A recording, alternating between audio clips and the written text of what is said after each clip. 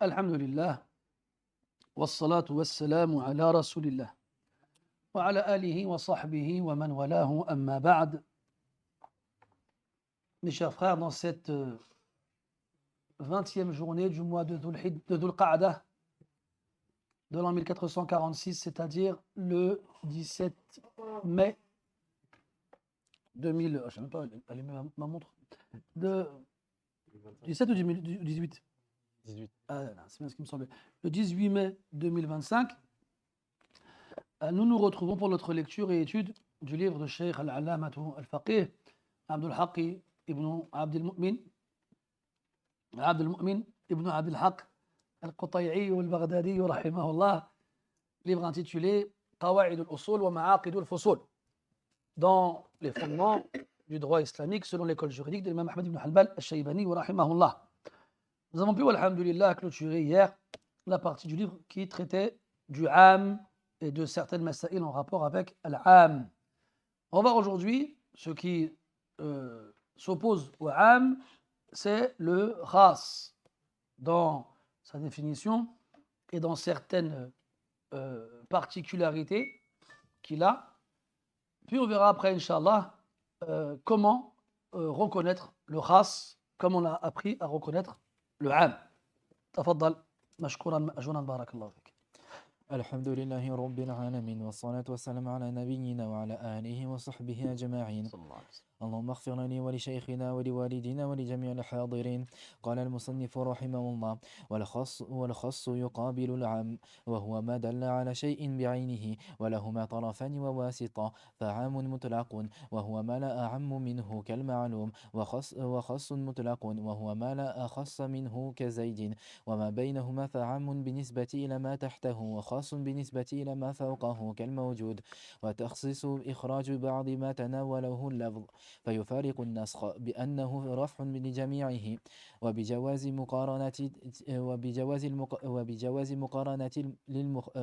مقارنة المخصص، وعدم وجوب مقاومته ودخوله على خبر بخلاف النسخ، ولا خلاف في جواز التخصيص. حسبك بارك الله فيك.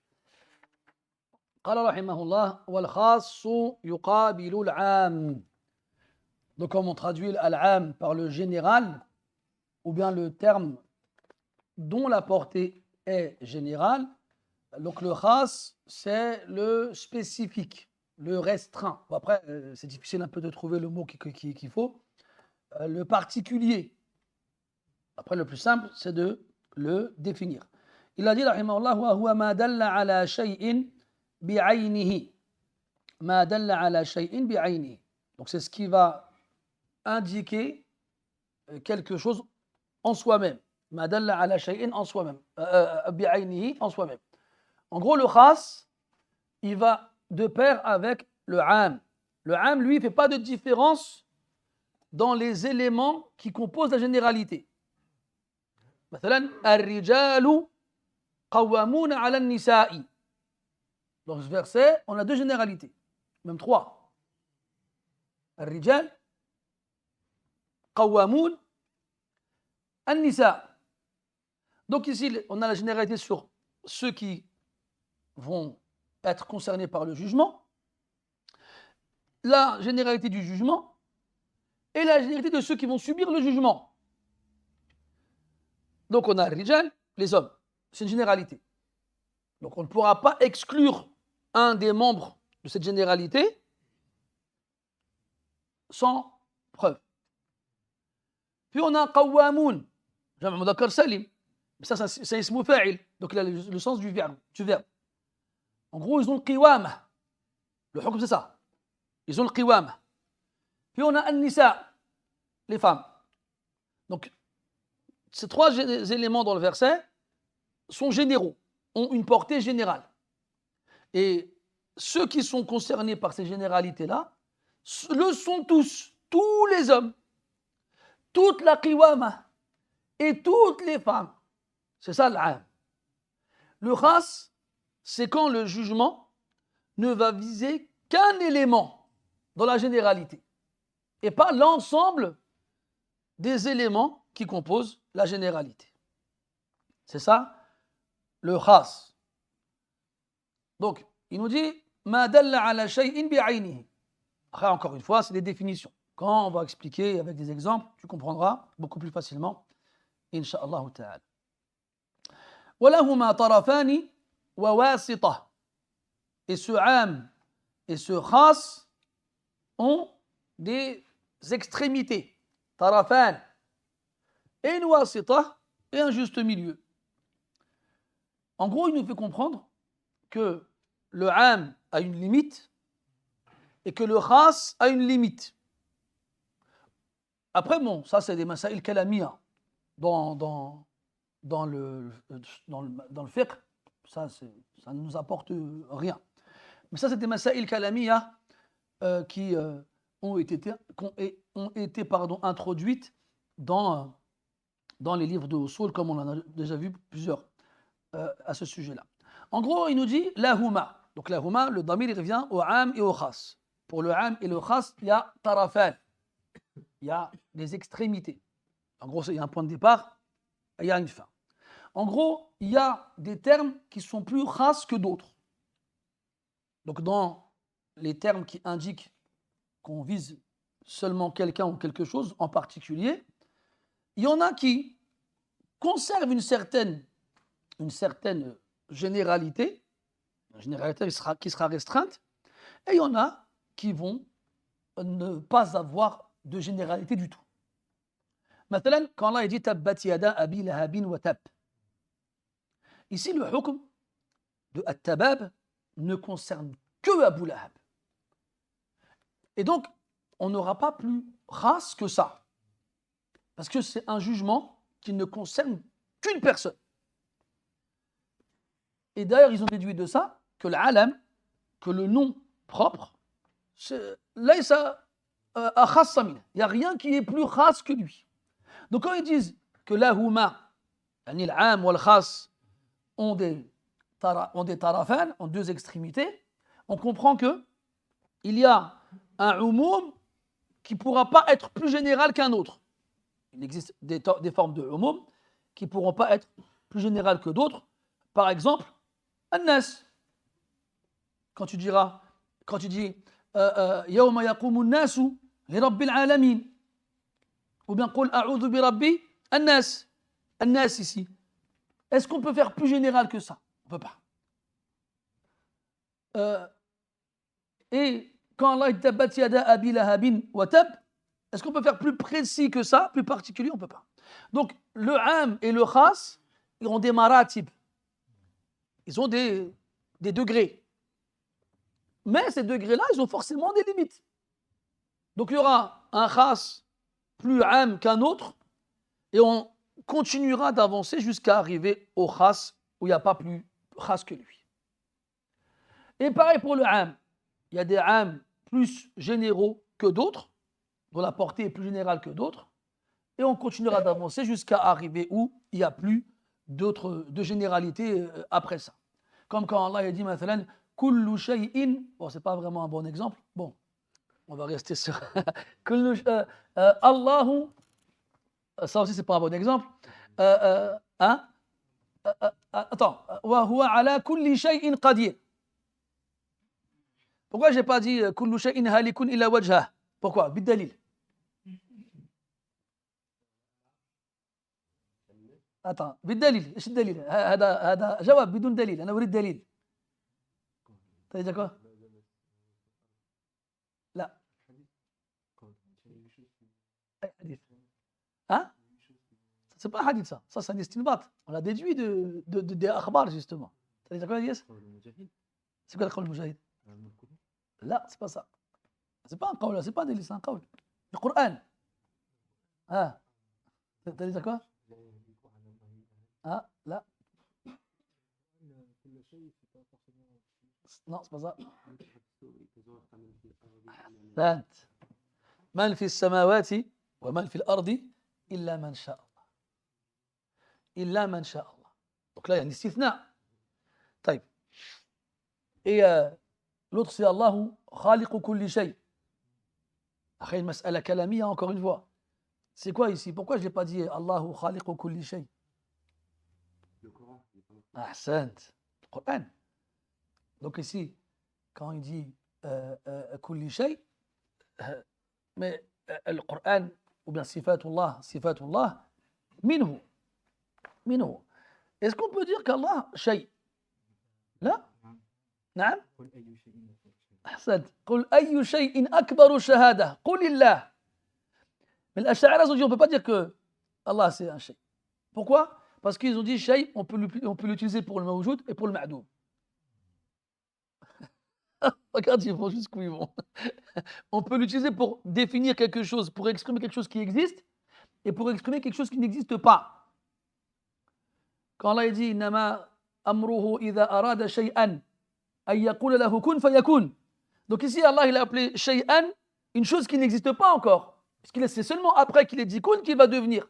Ou bien dans l'autre verset quand Allah dit wa qad khalaqtuka min qablu wa lam taku shay'a. Ils sont rentrés dans le tafsir. Mais ça, encore une fois, ça ne nous sert à rien. Ça ne nous sert à rien. Ce que tu dois retenir dans sa parole, quand il dit « Ma dalla ala shay'in bi'aynihi wa lahuma tarafan wa wasitah », c'est donc que l'am ou l'khas, c'est des maratib. Et des fois, d'ailleurs, on verra après qu'on a, des fois on a l'am, yuradu bihi l'khas. Et des fois on a l'khas, yuradu bihi l'am. Donc des fois, même si on a la forme du am ou la forme du khas, eh bien, ce n'est pas ce qui est voulu. Et donc, des fois, on a un am makhsous. Bon, non, ou plutôt un am dont le umum, il est mudayyaq. Et des fois, on a un khas qui est muwassa'. Donc, quand il dit lahuma tarafan, il y a forcément une fin, une extrémité. Pour le am et pour le khas. Après, donne des exemples. فعام مطلق. On a un عام absolu وهو ما لا أعلم منه. أعم pardon وهو ما لا أعم pardon منه. Donc العام المطلق c'est ce qui ne pourra pas être plus général que ça. Il a dit كالمعلوم. مراده ككلمة المعلوم. Exemple, le mot ma'loum, ce qui est connu ou su.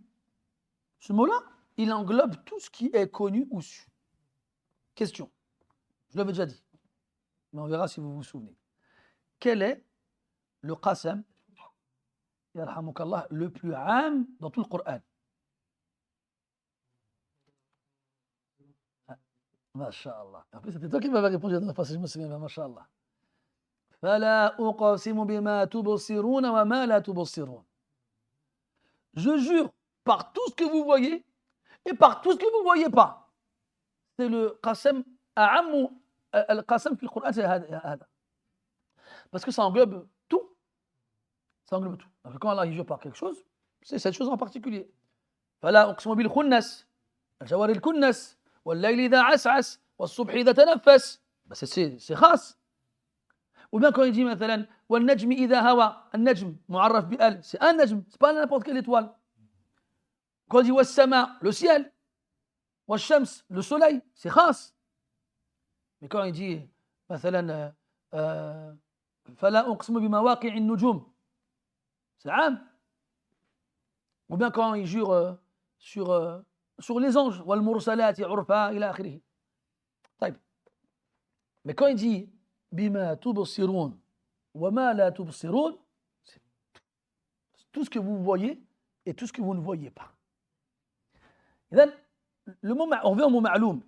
Le mot ma'loum, il englobe tout ce qui est su. Al-ma'loum, c'est ce qui n'est pas plus général. Il y a des termes comme ça dont la portée, elle est générale de façon absolue. C'est le maximum.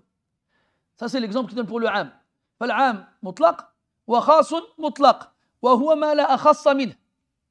le particulier absolu, celui qu'on ne trouvera pas plus particulier que lui qu'à Zayd. Al-alam, quand il dit Zayd ici, c'est un alam, le nom propre. Et vous vous souvenez qu'on avait fait la Jurrumiya, qu'on a parlé justement de al-a'lam, c'était dans quel bab qu'on a vu ça? C'était dans Marfou'at, si je ne me trompe pas. Au Marfou'at. Quand on parlait du mubtada du khabar. C'est dans ça, hein? Tarkib. Oui. C'était dans quoi ça? Oui. C'est dans le marfou'at. Hein? Non. On avait dit, donc dans le ma'rifa, en fait, oui, c'était dans ça. Quand on avait parlé du khabar, du mubtada du khabar, on avait parlé de ma'rifa, après on a parlé de ma'arif, al-ma'arif. Le premier ma'rifa, c'est l'alam, le nom propre. Après, il y a le mu'arraf bi, al-alif wal lam, après, il y a l'ism al-mawsoul, ila akhirih. Al-muhim, al-alam, c'est le nom propre. On avait raconté l'histoire de Sibawayh, rahimahullah. Sibawayh, quand il est mort, ra'ahu ahadu ashabihi fil manam. Un de ses proches, il l'a vu en rêve. Il a vu Mukarram Mu'azzaz, mashallah, beau, honoré, resplendissant de lumière. Il lui dit Ma fa'ala Allahu bik. Qu'est-ce qu'Allah a fait de toi? Alors il a répondu Ghafara li wa akramani, il m'a pardonné, il m'a honoré. Et il lui dit Bima ghafara Allahu lak. Avec quoi Allah t'a pardonné? Il lui dit Li'anni ja'altu fi kitabi ismahu Allah a'lam al-ma'alim. Ou a'raf al-ma'arif. Car j'ai mis dans mon livre, quand lui, donc son livre qui s'appelle Al-Kitab, en termes d'originalité, il a donc, dans la partie des ma'arif, des noms propres, il a mis le plus propre des noms propres, c'est le nom Allah. لأنه لم يتسمى به غيره. Alors que si moi je m'appelle Soufiane, c'est pas ça qui manque des Soufiane. Ça reste mon propre qui me désigne moi, mais je suis pas le seul à le porter. Donc c'est un nom propre, certes, mais porté par plusieurs personnes. Si tu dis, mathalan, quelqu'un il vient et dit, il y a personne qui s'appelle Soufiane ici. On va prendre un exemple facile, Ilyes. Si quelqu'un il vient et dit, je vais donner 1000 € à Ilyes. Alors on va lui dire, mais c'est qui Ilyes? Quel Ilyes? Et surtout le Ilyes. Il va dire ça. Parce qu'il va espérer prendre les 1000 €. Al-Muhim. Donc même s'il s'appelle Ilyes, il sait qu'il n'est pas le seul à s'appeler Ilyes. Mais le nom Allah, c'est le nom d'Allah Azza wa Jalla seulement. Et donc Allah, il lui a pardonné juste pour ça. Mais tu restes sur le principe que Zayd, c'est un exemple. Zayd, c'est un nom propre. On ne peut pas faire plus propre que le nom propre. Plus particulier que le nom propre. Si moi j'ai des enfants, et que chacun de ces enfants, il a un prénom, et que je dis, je vais donner 10 € à Ilyes, ben ce sera que Ilyes qui aura 10 €. On ne peut pas faire plus particulier que ça, le nom propre. D'où l'exemple donné tout à l'heure avec Tabbat Yada Abi Lahabin wa Tab. قال رحمه الله وما بينهما فعام بالنسبة إلى ما تحته خاص بالنسبة إلى ما فوقه كالموجود. Encore une fois, مسألة كلامية لا طائل تحتها. En gros, la fameuse wasita, ce qui est entre les deux. Eh bien, en fonction de là où il se trouve, qu'on a dit qu'il y avait plusieurs degrés dans le aim et dans le khas. Donc forcément, s'il y a des extrémités dans les deux sens, eh bien tout ce qui vient avant sera inférieur à ce qui vient après. Donc ce qui est entre les deux extrémités, le maximum dans le umum et le maximum dans le khusus, eh bien il sera forcément moins am que le am avant et plus khas que le khas après. Voilà. Kal mawjoud. Comme le mot mawjoud. Donc le mot mawjoud, si on le prend par rapport aux deux exemples qui ont été donnés, il y a al-ma'loum pour multaha al-umum, al-am al-mutlaq. Il a donné quoi comme exemple? Mot ma'loum. Et il a donné Zayd pour multaha al-khusus, al-khas al-mutlaq. Si on prend le mot mawjoud, donc mawjoud, il est moins général que ma'loum, mais il est plus général que Zayd. C'est ça qu'il a voulu dire. En gros, que entre les deux extrémités, ce qui se trouvera entre les deux extrémités sera moins am que le am al-mutlaq et plus am que le khas al-mutlaq.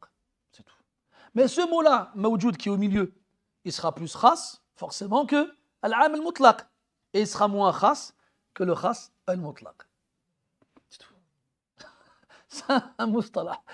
Et ça, en fait, je vous épargne la mas'ala aqadiyya qu'il y a derrière. Parce que ne crois pas qu'ils ont mis ça dans le livre et ça sert à rien. Ils ne sont pas fous. Et encore moins bêtes. Là, ils sont en train de mettre des masaïl dans les livres qu'ils vont utiliser plus tard pour leur aqaïd.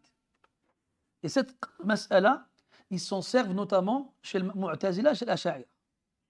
Dans la mas'ala de Shay. Je vous l'épargne parce que ça fait mal au crâne. Et franchement, je n'ai pas envie d'en parler parce que ça fait mal au crâne aussi. Et puis, même hata sur le plan usuli, ça nous apporte rien. Mais ce qu'on va retenir en tout cas, mes frères, c'est que dans Kutub al-Usul, il y a des pièges. Des pièges qui ont été mis par des ashab al-kalam, wal-falasifa, et notamment ahlul bid'ah. Donc il faut savoir les reconnaître. Mais ce n'est pas encore le moment. Nous, on fait du usul fiqh pour l'instant, on apprend usul fiqh. Le reste viendra en son temps, incha'Allah ta'ala. قال رحمه الله والتخصيص إخراج بعض ما تناوله اللفظ. Là maintenant on passe du khas au takhsis. Donc le khas visera l'exception à la règle, l'exception qui ne sera pas concernée par le jugement ou qui aura un jugement différent du reste de la généralité. Mais maintenant, l'opération qui consiste à exclure le khas du am, on l'appelle takhsis. Donc il y a le khas, il y a le takhsis, il y a le mukhassis et le mukhassas. Donc le khas, ça fait référence à ce qui s'oppose au am. Le takhsis fait référence à l'opération qui consiste à exclure un élément de la généralité. Takhsis. Et soit à le dispenser du jugement qui concerne la généralité, ou soit lui donner un autre jugement. On va voir des exemples, ça sera plus clair par la suite. Et donc celui qui va sortir l'élément de la généralité, on l'appelle al-mukhassis. C'est lui qui sort. Et celui qui est sorti de la généralité, on l'appelle al-mukhassas. C'est-à-dire al-takhsis, ikhraj ba'd ma tanawalahu al-lafz. Donc là on a le lafz, on a le mot, et il a une portée générale, qui concerne des éléments. Et là on va exclure une partie de cette généralité-là. Exemple. Allah dit dans le Coran وَالْمُطَلَّقَاتُ يَتَرَبَّصْنَ بِأَنفُسِهِنَّ ثَلَاثَةَ قُرُوء. وَالْمُطَلَّقَاتِ. Ici, on a un jam' mu'annath salim mu'arraf bil alif wal lam. Yufidu ish al-umum. Donc, on a al-mutallaqat. Al-maqsoud, toutes les divorcées sont concernées par le jugement qui suit. C'est quoi? At-tarabbus thalathata quru'. Doivent attendre 3 menstrues ou 3 périodes de pureté. Ala al-khilaf al-madhkur sabiqan. Ça c'est am. Puis Allah dit dans notre verset وَأُولَاتُ الْأَحْمَالِ أَجَلُهُنَّ أَن يَضَعْنَ حَمْلَهُنَّ. Il dit que celles qui sont enceintes, leur échéance sera l'accouchement. Donc celles qui sont enceintes font partie de al-mutallaqat. Mais on les a exclues de cette généralité alors qu'elles sont concernées par le mot. Parce qu'elles sont mutallaqat. C'est ça le takhsis. C'est sortir des éléments appartenant à la généralité et concernés par le terme utilisé. Et donc, quand on le sort, c'est pour ne plus qu'il soit concerné par le jugement. Donc, soit il n'aura pas de jugement, ou soit il aura un jugement différent. Et après, l'auteur, il nous donne des différences entre al-khas et al-nasr. Plutôt al-takhsis, ou plutôt al-khas ou al-nasr. Et c'est étonnant parce que jusqu'à présent, on n'a pas encore vu le nasr. On verra après, dans le livre. Mais on l'a déjà vu avant, dans un autre livre. C'est comme si tu voulais regarder. Qu'est-ce que je voulais. En plus, on a tous connu ça. Tu viens, il y a un film, c'est le numéro 2. Ouais, j'ai pas voulu donner d'exemple. En plus, je ne l'ai jamais vu celui-là. Et donc, tu regardes le numéro 2, toi, tu as vu le numéro 1. Et tu as un cousin, un petit frère, une petite sœur, quelqu'un. Ah, tu veux, je vais regarder le film avec toi. Après, il vient, il fait, c'est qui lui? Pourquoi il a dit ça?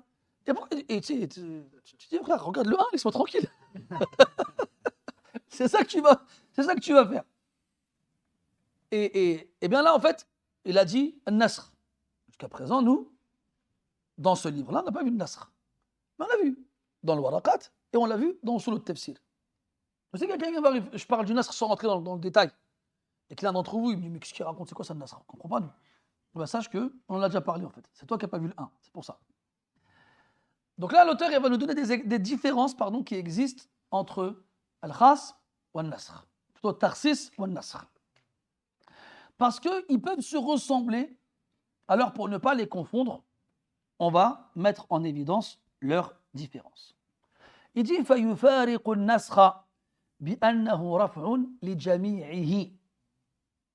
يعني que le nasr se différencie du tarsis dans le fait que lui, il va lever le jugement sur l'ensemble des éléments. Alors que le tarsis ne va lever le jugement que sur une partie des éléments. On reprend al-mutallaqat. Elle, c'est 3 menstrues. Ala al-mukhtar. Je dis pas ala al-rajih. Je dis ala al-mukhtar. C'est les divorcés. Pardon, c'est 3 menstrues. Toutes les divorcées. Sauf Oulatul Ahmal. Elles, c'est quand elles accouchent. Quand on dit que celles qui sont enceintes, la fin de leur viduité, c'est l'accouchement. Est-ce qu'on a retiré le jugement au reste des mutallaqat? Non, il est resté le même pour elles. Mais dans un nasr, l'abrogation, le jugement, il va être changé pour tout le monde. Comme l'exemple qu'on avait vu hier avec justement la hidad, la période de veuvage. Allah tabaraka wa ta'ala, il a dit au début, mata'an ila al-hawli ghayra ikhraj. 1 an. Puis il a dit ensuite, arba'ata ashurin wa ashra. 4 mois et 10 jours. Là, c'est le jugement qui a été abrogé, levé, pour l'ensemble des femmes, des aramil, des veuves. Sans exception, sans distinction. Donc là, le hukm rufi'a an jami'il aramil. Dans le nasr, dans l'abrogation. Donc, première différence entre le tarsis et le nasr, c'est que le jugement dans le tarsis ne va être levé que sur une partie de la généralité. Ce qui veut dire que le jugement initial demeure pour le reste. Dans le nasr, le jugement va être levé pour tous, sans exception. Deuxième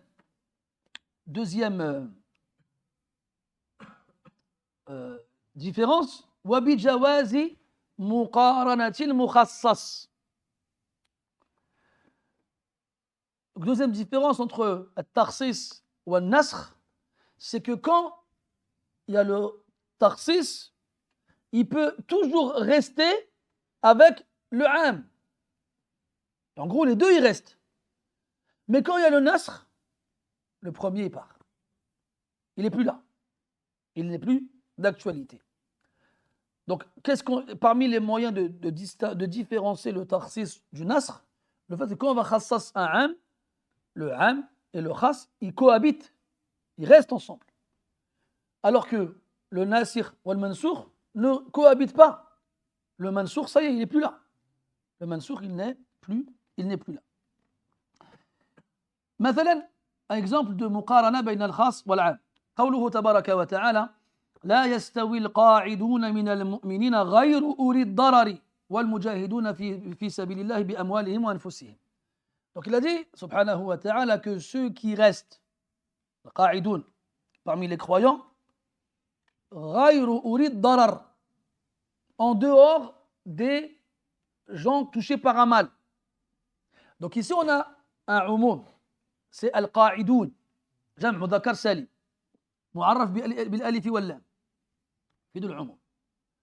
القاعدون من المؤمنين deuxième عموم chez les croyants جمع مذكر سالم معرف بالألف واللام. غير أولي الضرر ça c'est un تخصيص. On a sorti des قاعدون المؤمنون أولو الضرر. Donc eux ne sont pas concernés par le jugement qui est Adamu al-Musawah, qui est l'absence d'égalité entre eux et ceux qui sont partis faire le jihad. Ce n'est pas égaux. Mais ceux qui ont été exclus de cette généralité-là ne sont pas concernés par cette inégalité-là. Parce qu'eux, ils ont une excuse. Donc dans le texte, on a l'am et on a al-khas. Dans le même texte. Ils sont ensemble et la présence de l'un n'annule pas la présence de l'autre. Alors que dans al-nasr, eh bien, quand on aura al-nasir, le jugement du mansour, il n'est plus là. On n'aura pas dans le même verset, ensemble, ou même un hatta si ce n'est pas dans le même texte, le jugement qui subsistera dans les deux cas. Par exemple, dans Al-Anfal, ça m'énerve. Dans Al-Anfal, Allah Ta'ala dit Ya ayyuha an-nabiyyu harrid al-mu'minina 'ala al-qital. Iyyakum minkum 'ishruna sabiruna yaghlibu mi'atayn. وإياكم منكم 100 يغلبوا 1000 من الذين كفروا بأنهم قوم لا يفقهون. الآن خفف الله عنكم وعلم أن فيكم ضعفا فإياكم منكم 100 صابرة يغلبوا 200 وإياكم منكم 1000 يغلبوا 2000 بإذن الله والله مع الصابرين. Donc là, on a un nasr. Allah dit الآن خفف الله عنكم. Premier verset disait 20 croyants peuvent battre 200 ennemis. Et 100 croyants peuvent en battre 1000. 1 pour 10. Puis Allah, il a pris en compte la faiblesse de ceux qui sont venus après et il a allégé leurs tâches. Parce qu'il est important de comprendre quand on lit ce verset dans le Coran qu'ils ne sont pas révélés l'un après l'autre. Qu'entre la révélation du premier et du second, de l'eau a coulé sous les ponts. Et que les croyants dans lesquels il y a de la faiblesse ne sont pas les croyants qui sont concernés par le premier verset. وَعَلِمَ أَنَّ فِيكُمْ ضَعْفًا. Parce que dans le premier verset, il dit quoi? إِيَّكُمْ مِنْكُمْ 20 صَابِرُونَ. Des sabiroun basiques. Dans le deuxième, pourtant, 1 pour 10. Normalement, on va dire, ajib. C'est des sabiroun basiques, mais ils peuvent en prendre 10. Et après, il a dit sabiratun. Là, on a atteint un stade supérieur dans sabr. Parce que sabira, c'est plus que sabiroun. Et pourtant, ils peuvent en prendre que 2. D'accord? Donc il y a un farq kabir, ce n'est pas les mêmes dont on parle ici.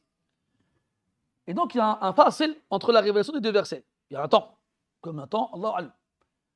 Mais c'est sûr que quand tu prends dans le Coran, dans la Sunna par exemple, la bataille de Badr, où ils sont 3 fois moins, et ils gagnent, et Hunayn, où ils étaient beaucoup plus, et ils ont failli perdre. Hein? أحسنت بارك الله فيك لقد نصركم الله j'allais le dire je ne peux pas passer le temps لقد نصركم الله في مواطن كثيرة ويوم حنين إذا أعجبتكم كثرتكم فلم تغن عنكم شيئا. Quand il a été rapporté dans le hadith, quand ils ont vu le nombre qu'ils étaient, لن نغلب اليوم من قلة. Si aujourd'hui on ne perdra pas parce qu'on est peu. Et Allah dit فلم تغن عنكم شيئا. Mais Allah leur a donné la victoire par la suite. Et then, on voit que ce n'est pas les mêmes croyants. Même si c'est tous des croyants. C'est pour ça qu'Allah l'a dit dans le verset لا يستوي منكم من أنفق من قبل الفتح وقاتل أولئك أعظم درجة من الذين أنفقوا من بعد وقاتل. Il a dit aussi dans l'autre verset voilà. T'as dû sortir un poumon là, non? Allah. Il a dit dans l'autre verset, je ne sais plus c'était lequel que j'allais dire. Non, c'était pas celui-là. C'était Inna alladhina amanu wa hajaru wa jahadu fi sabilillahi walladhina awaw wa nasaru ulaika humul mu'minuna haqqan lahum maghfiratun wa rizqun karim walladhina amanu min ba'du wa hajaru wa jahadu ma'akum fa ulaika minkum min ba'd. طيب. إذن, là, on voit qu'il y a une différence. Ce pas les mêmes. طيب. إذن, on revient à ce qu'il a dit, la deuxième différence, c'est qu'il est possible d'avoir une muqarana, une juxtaposition bien, entre al-am ou al-khas ensemble, contrairement au nasikh et au mansoukh. Il a dit en troisième différence, wa adami wujubi muqawamatihi. Al-muqawama bima'na al-musawa, yani l'égalité. En gros, il n'est pas obligatoire pour le nasikh et le mansoukh d'être égaux au niveau du hukm. Ce n'est pas une obligation. Il dit wa adami wujubi muqawamatihi. Non, excusez-moi. C'est entre le khas et le am.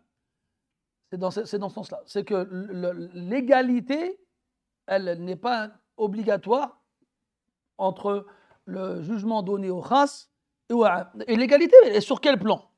C'est ça, je viens de m'en souvenir. L'égalité au niveau du al-thubut et al-dilal. Yani que le am peut être mutawatir et le khas peut être ahad. Exemple, Allah dit dans le verset yusikumullahu fi awladikum. Il parle d'héritage. Et dans le hadith, il dit alayhi salatu wassalam la yarithu al-muslimu al-kafir wa la al-kafiru al-muslim. C'est un hadith. Il n'est pas mutawatir. Donc il n'y a pas de musawa entre le khas et le am. Il n'y a pas d'égalité au niveau de quoi? De l'authenticité, du degré d'authenticité. Et ce n'est pas un problème, ça ne gêne pas. Là, on part du principe où on ne peut pas abroger le Coran avec autre chose que le Coran. On ne peut pas abroger la sunna avec autre chose que la sunna. C'est un qawl. Il y en a qui disent on peut, il y en a qui disent on ne peut pas, mais dans tous les cas, ils mettent comme condition pour l'abrogation que l'abrogeant soit de même nature que l'abrogé, au niveau du degré d'authenticité. Donc seul le Coran abrogera le Coran. Seul le mutawatir abrogera le mutawatir. Seule la sunna abrogera la sunna wa hakad. Je pars de ce principe-là.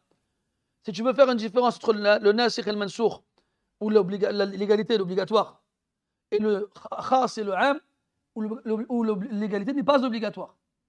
C'est une autre différence. Vous savez combien de différences? 3.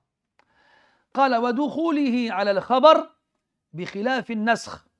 Quatrième différence, c'est que le khas et le am le khas peut rentrer dans l'information. Il peut spécifier la portée de l'information. Contrairement au nasr, tu ne peux pas abroger une information. Tu abroges un jugement.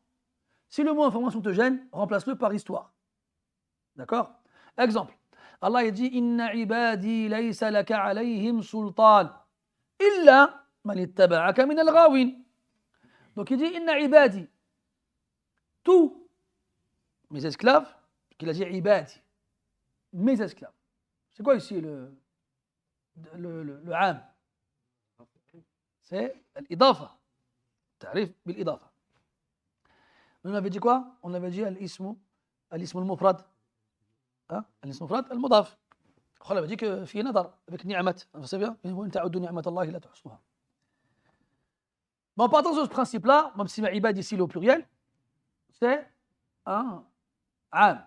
Inna ibadi laysa laka alayhim sultan. Ça s'adresse à qui ici? À Iblis. Mes esclaves, tu n'as aucun pouvoir sur eux. C'est général. Est-ce que c'est un hukm ici? C'est un khabar? C'est un khabar.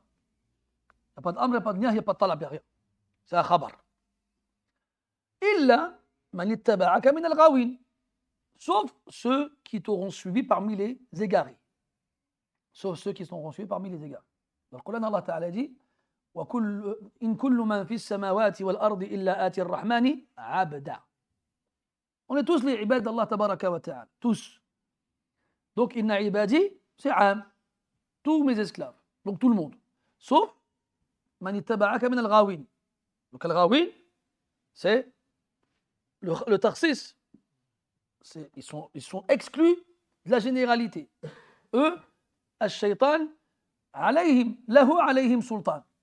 Il a sur eux un pouvoir. Taïb. Mais est-ce que ça veut dire qu'ils ne sont plus les esclaves d'Allah? Non. On a dit kullu man fi samawati wal ardi illa ati ar-rahmani abda. Après, il y en a qui ont dit que quand Allah il dit ibad dans le Coran, c'est pour les mu'minines, et quand il dit abid, c'est pour les kuffars. Ils ont dit ça. Ça peut être vrai, mais pas à l'itlaq. Des fois, c'est à remettre dans son contexte. Al-Muhim. Donc, on peut faire le takhsis avec le khabar, mais pas le nasr. Faut pas. Nasr, quand on donne une information, eh ben, c'est définitif. On ne va pas la changer par l'abrogation. Dernière différence, c'est la 5e, si je ne me trompe pas. Wala khilafa fi jawazi takhsis. Il n'y a pas de divergence dans la possibilité de spécifier la généralité.